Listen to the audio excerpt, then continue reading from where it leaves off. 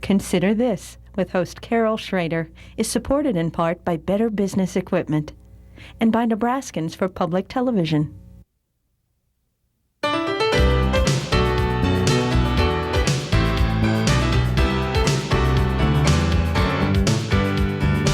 Consider This, a news and information program recorded on the campus of the University of Nebraska at Omaha.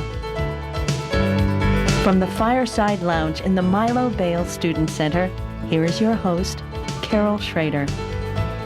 Hello, everyone, and welcome back to UN Omaha. I don't know if this show makes me feel young or makes me feel old.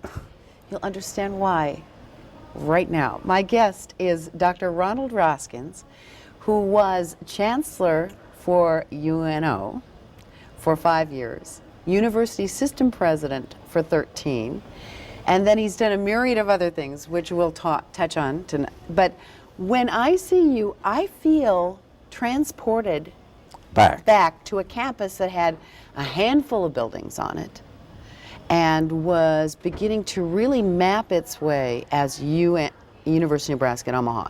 It had been UNO for just a few years and was trying to kind of decide what it was going to be. And Dr. Kirk Naylor left as, then they called it president. They've switched names around. That's right. And you came in as the new president, later to be renamed chancellor. I came in as chancellor. Oh, you were the first. Woody Varner was president of the system. And you were the first. And I was the first chancellor. Yes. And you were an unknown commodity here, but you had, rightfully so, the people that selected you felt that you had vision. That's how they quoted it. This man has vision. But you were kind of, you're a tall guy, pretty imposing. And us little student senators and students back then, we didn't know what to make of you. I remember well. And I remember you well, as a matter of fact, because the outstanding students were easily recognized, and you were one of them. I think I was just mouthy. I don't know if I was outstanding. Well, I'm not going to get into that one. Good. But I do remember a number of students from the early days who are now still in this general vicinity and who have done as well as I anticipated they might do, having remembered back and having had a lot of this recalled to my mind as a result of the activities this last week. And this last week, this is the week that a building on the UNO campus was renamed for Ron W. and Lois G. Roskins. And it is currently the Business Administration building. Correct. But eventually it will become the Education building when the new BizAd building is built. And what does that feel like? Well, it's quite a remarkable feeling.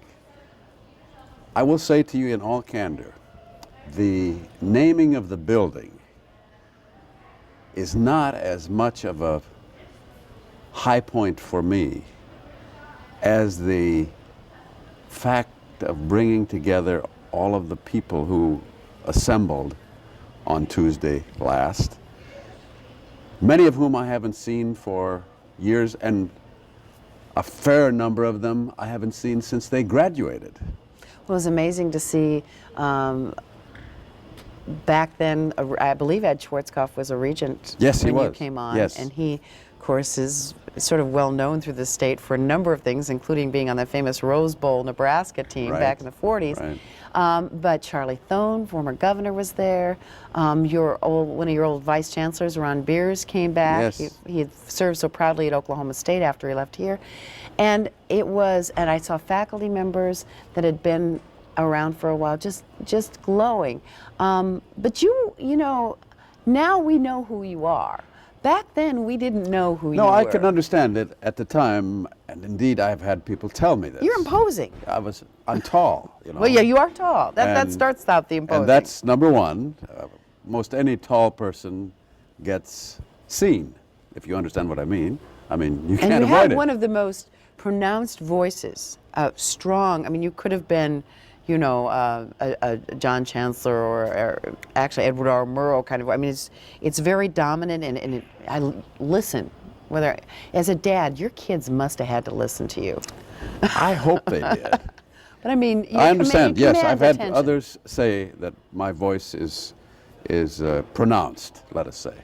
And so, yes, I understand that. And I was also quite young then, if you recall, when I came. I was only 37, I think. Well, to me, you seemed older, but I now recalling that is very young. So it really was for a university president or chancellor, in those days particularly, to be quite that young. And so you add all of those up, and I am fully aware, or maybe not fully, but I'm quite aware that I must have been something of at least a small puzzle, and probably a fairly large one in the minds of many people. When you did come here and you looked at an urban campus who still had, and it did then, and we don't say it much anymore, West Dodge High, but it still had that in its internal psyche. Oh, Carol, that was the pronounced element that hit me squarely in the face within, I don't remember, 4, 5, 6 days, or maybe a couple of weeks, that people were deriding this place by calling it West Dodge High and other pejorative terms. And that troubled me greatly, but on the other hand, I knew we had to attend to that question as quickly as we could. It was a self-deprecating humor about this entity here that was not even just joking, it was almost a true inferiority complex. Oh, indeed. There was that's putting it mildly. There was an inferiority complex that was deep and abiding here. And I remember so distinctly some faculty members saying to me, when we finally got a little bit acquainted and began opening up to each other, that President Bale, who was the previous longtime president, Milo Bale, after whom this facility is named, had made it very clear, and I knew him well enough to know that this would have been the case. He was the older school kind of president. He had said to them, you have the responsibility, or yours is the responsibility to teach. I will be responsible for external relations. Consequently, very few people whom we met as we moved along from outside the institution, that is, people in the community, knew anything of UNO, about it, had not been on the campus, etc. I'll tell you one quickie. We decided early on that in the holiday season, we would do something to try to bring people from the outside, because it was very difficult to get people to come on the campus. So the first season, we got Professor Kermit Peters and the orchestra to agree to score some Christmas carols. And then we said we would invite as many people as we could find names for in the general community, from among the leaders and so on and so forth, and we did, to this facility. And I never will forget Tom Nernberger, the late Tom Nernberger, who was a dear friend and at that time president of Northwestern Bell. He and his wife came, and he said to me afterwards, I've been in this city, I've forgotten how many years, but I have never been on this campus. I thought to myself, this is incredible, because I had come from a campus where there was a lot of interchange among and between faculty and townspeople, and at the University of Iowa, where I had done my degree. I was just accustomed to seeing people. Well, I discovered that we had to start from ground zero. So we began having, for example, we put together a videotape regarding what we were doing and what we were planning to do, and we went to each of the major industries and we said to people like Bill Strauss, would you bring your top 35 or 40 people to the campus for a breakfast, for which we'd like you to pay, by the way, and we will promise to have you out in 35 or 40 minutes, so we had quick breakfasts and so on. And within 2 or 3 or 4 years, we began to have people saying, oh, there are some possibilities here, and yes, we'll help out a little. Strauss, by the way, was one of the major supporters. Well, now there's a building named after him, the Indeed, Strauss there is. Performing Arts Center. As there ought to be. Well deserved. Well, Willis Strauss truly loved education, too. He did and does. And I'll give you another quick example of the kind of thing that happened as a result of our. And by the way, the faculty began to sense that they had some obligation to go outside. And not all of them did it, but many of them joined Rotary clubs or whatever, and began to sense that there's a need here to exchange and interchange with people outside. But I remember very well when we were able to lure Herb Garfinkel here as Vice Chancellor for Academic Affairs, a very distinguished scholar. And at that point in our history, we really had no reason to think that we could get someone like that to come here. But we happened to, I heard about him through a mutual friend. It happened to be a time when he was not pleased with what was happening at Michigan State. And looking for challenge? And looking for, I don't know that he was looking for this much challenge, but we got him. And a year or so after he'd been here, he got a telephone call from one of his academic friends in the East saying that the Royal Shakespeare Troupe was coming to the United States and was going to be on 5 campuses, one of which, and I do not recall which that was, in the East, had just canceled. And this man was calling Herb to say, is there any chance that you could take advantage of them and have them out there? Well, the Royal Shakespeare Troupe coming to UNO, are you kidding me? But I went to Bill Strauss because I knew we'd had to have some money. And I told him the story, and I said, you know, we'll have to have some funds. How much? Well, at least $25,000 to assure. In those days, that was enough. It wouldn't be today. Like that, we had it. They came. It was a huge step up. You remember? Incredible. Yes. The thing is, you did so many things at UNO. You started the College of Public Affairs and Community Service, known as CPACS. You were instrumental with Senator Goodrich in bringing the Goodrich program to UNO to disadvantaged students, not only get them into college, but give them the support that they would need because they maybe didn't have that educational background. Very successful program. The Center for Afghan Studies and ultimately became our International Studies program. Yes. I mean, the list goes on, but at what point did you feel that the inertia, we were getting over the inertia of being kind of a non-moving, it's still educating, but non-moving institution? We were moving very snail-like when I got here.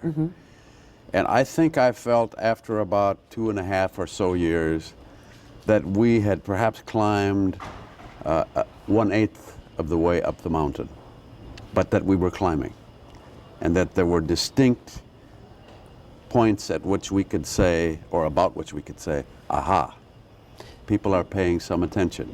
And we began to notice very distinctly, I cannot tell you exactly when, but maybe it's 3 years, maybe 4, a diminution of the reference to West Dodge High. It was beginning to die away. And instead people were, and I don't mean it was gone, but for example, many students who were coming here who had previously gone elsewhere, or would previously have gone elsewhere, were saying, we have found that there are some possibilities here. And that it was mushrooming. When you decided to try for the job, or were tapped for the job as a university president, what special challenges did that bring? And was it to your benefit or not, having been a chancellor? Because I could see it would work both ways. A very key question, I would say. And let me add quickly to the background of that circumstance. I and the other chancellors were members of the search committee, and we were not to be considered. And I had no intention, expectation, even thought of going to that position.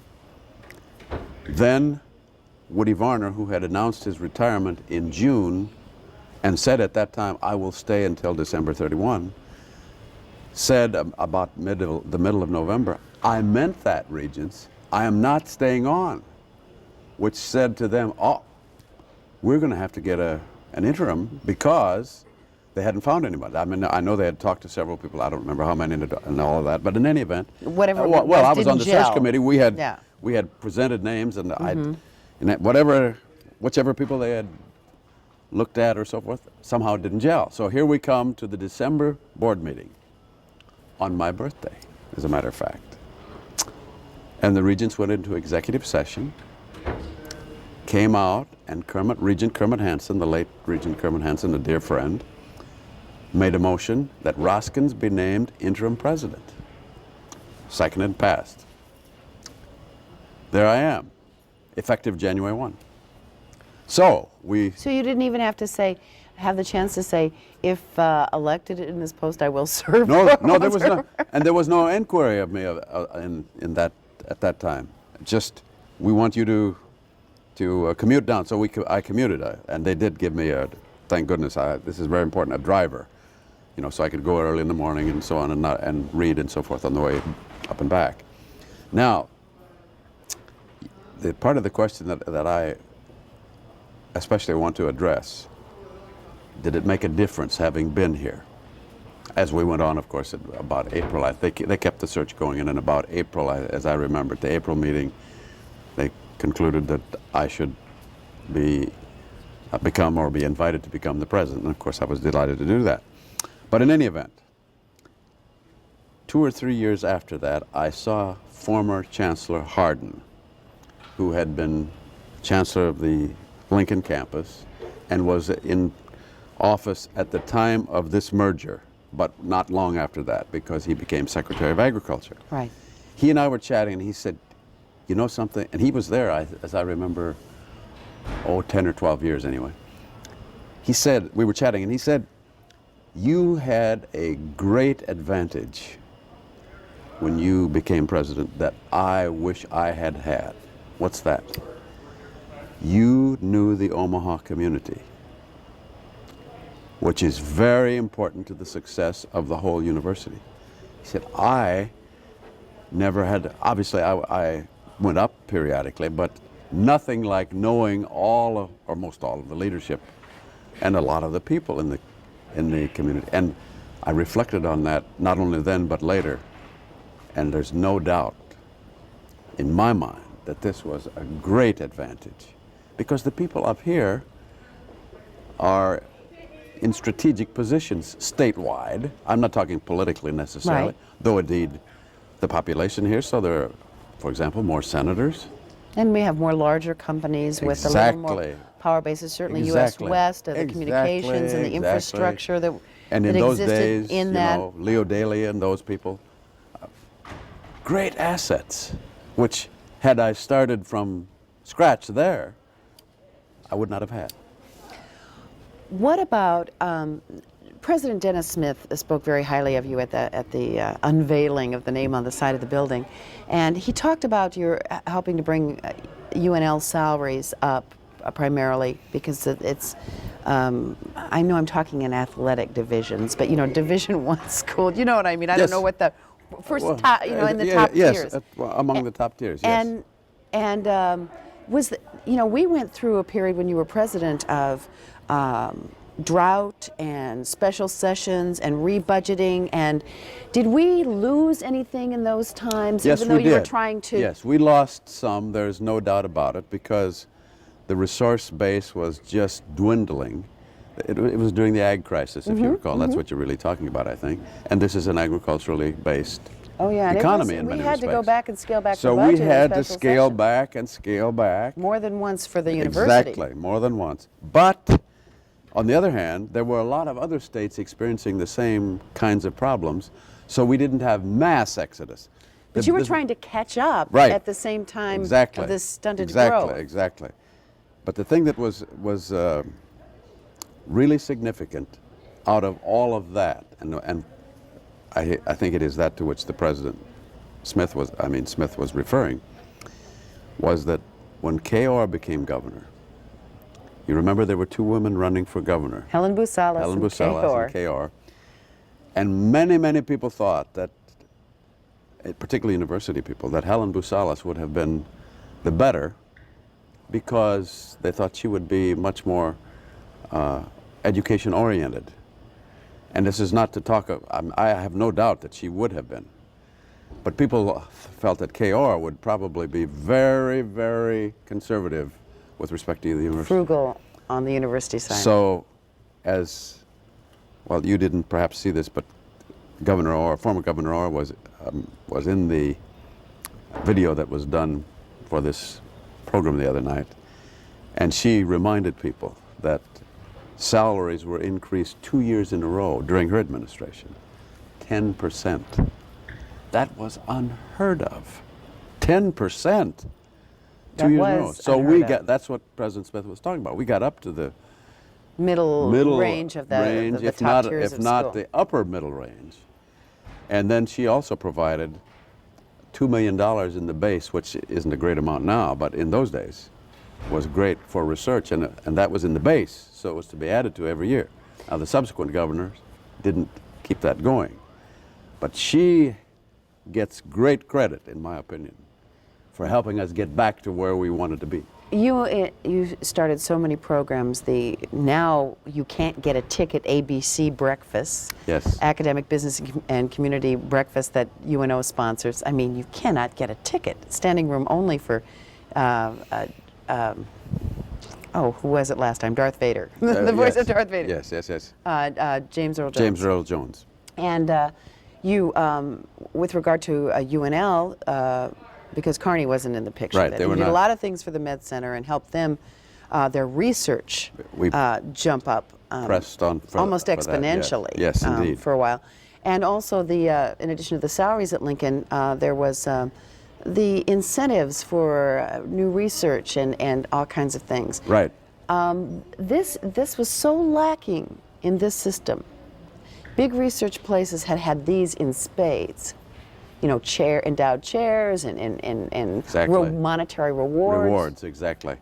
We still have a ways to go, though. We do indeed, but I think we not only planted a fair amount of seed, we fertilized it and moistened it such that it's growing.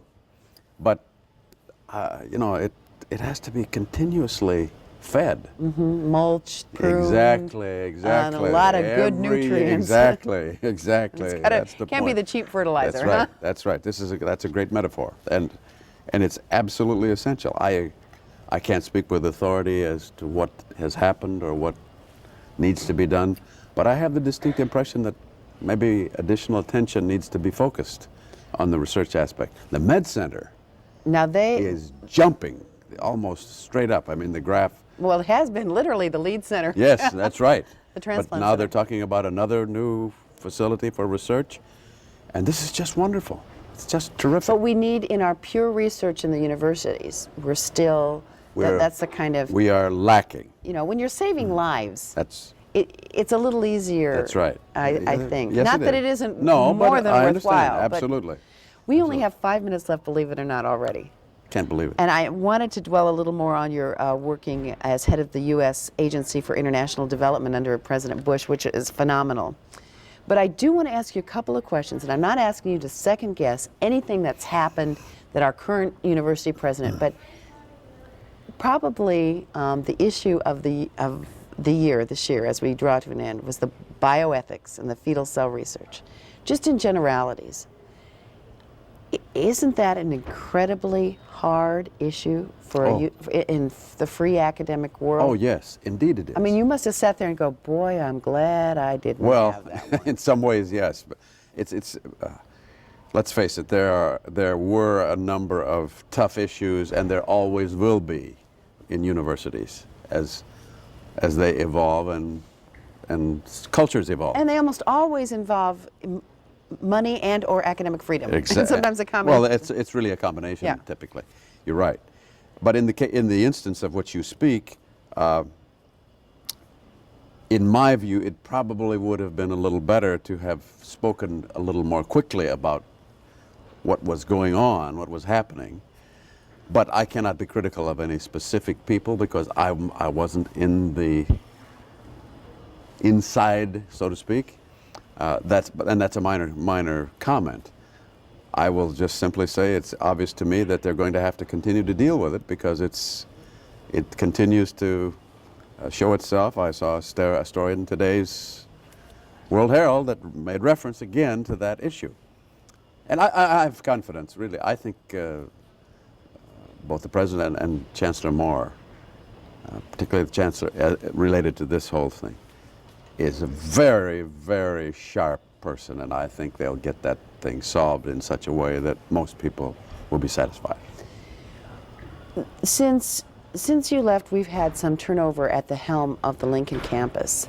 And there's been concern about this moving to the third tier of the top flight universities. Dropping. Yeah, moving down, yes, dropping. Are we going to be able to get a president that will be here for a while and address that situation, which I think the state is a little concerned about? Yes, my view is this. There is reason to be concerned, but I think many people are concerned for the wrong reasons.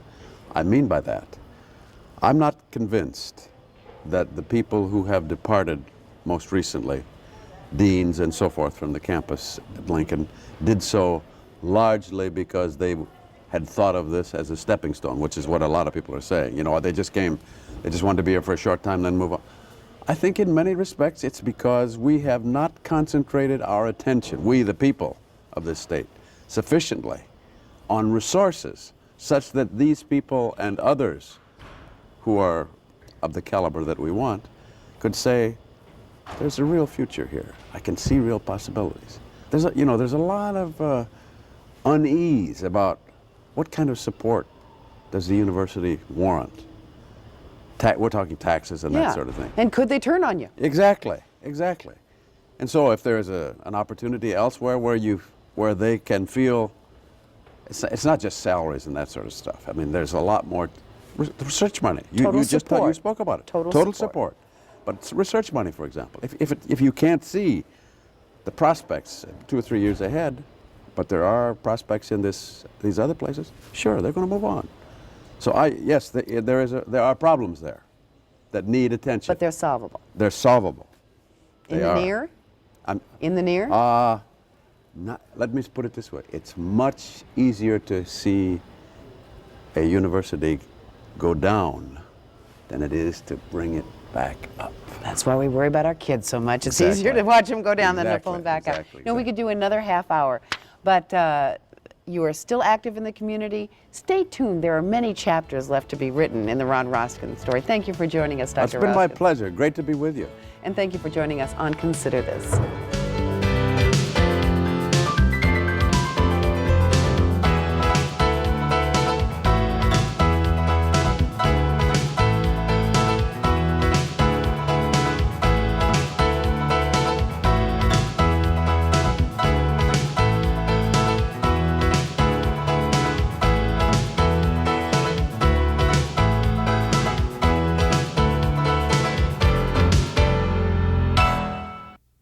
Consider This, with host Carol Schrader, is supported in part by Better Business Equipment and by Nebraskans for Public Television.